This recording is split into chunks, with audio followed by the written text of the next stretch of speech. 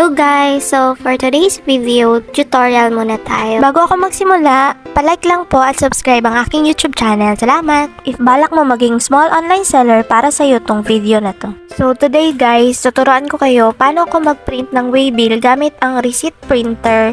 So yung gamit ko pala na printer is yung printer na nakikita nyo sa mga grocery store. Mas mahal kasi yung printer na pang waybill talaga. Kung marami kayong orders, hindi siya advisable na gamitin kasi hassle mag-print. So, kung paunti-unti lang, mas okay. Kung di nyo alam guys, meron akong Shopee at TikTok shop. Ang una muna natin gagawin, mag-arrange shipment lang tayo ng order para makuha natin yung waybill. Ayan, meron na tayong waybill. So, ang ginagawa ko, ini-screenshot ko lang siya. Kasi hindi ko siya ma-print diretso kasi hahatiin ko siya sa dalawa. Bali, ang ginagawa ko lang para mahati siya sa dalawa, ginagamitan ko lang ng crop sa gallery. Make sure lang na pag naghahati tayo, walang nawawalang part at magkadugtong yung dalawang page para mababasa yung barcode tsaka yung mga words sa waybill.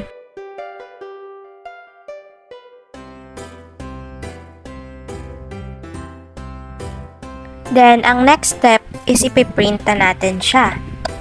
Ginagamit ko pala yung app na Print Label na da-download po ito sa Google Play. Then, enable lang natin yung Bluetooth kasi via Bluetooth yung connection ng pagpiprint natin. Then, mag-i-input lang tayo ng image. Yan, siselect natin sa album yung inikrop natin kanina na picture. Then, idadrag lang natin siya based sa size ng thermal paper na gamit natin.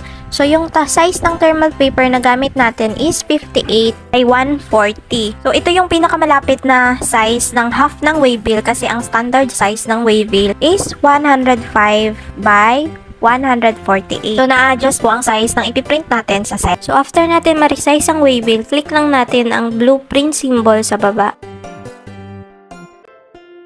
Then, search lang tayo ng new device. Kapag lumabas na yung Bluetooth printer natin, click lang natin. Set lang natin yung number of prints to 1, then click OK.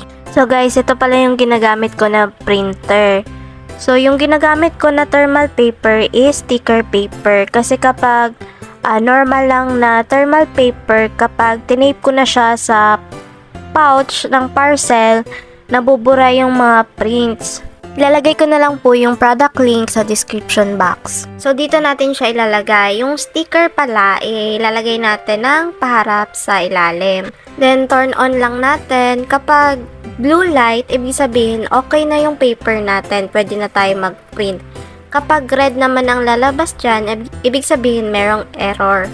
So, guys, paalala lang, ito yung ginagamit ko na paraan para mag-print ng waybill kasi pasok sa budget yung printer, then paunti-unti lang kasi yung pasok ng order sa akin, kaya mas okay ito na gamitin ko kaysa bumili ako ng waybill printer talaga na mahal. So yan, print lang natin, hintayin lang natin matapos, then titigil naman yan kapag natapos na yung page na ipiprint natin. Then sunod natin gagawin, di-delete lang natin yan, tapos input ulit tayo ng yung kalahati natin na waybill. Then, gawin ulit natin yung step na ginawa natin kanina. Idadrag lang natin ito based dun sa size ng thermal paper natin.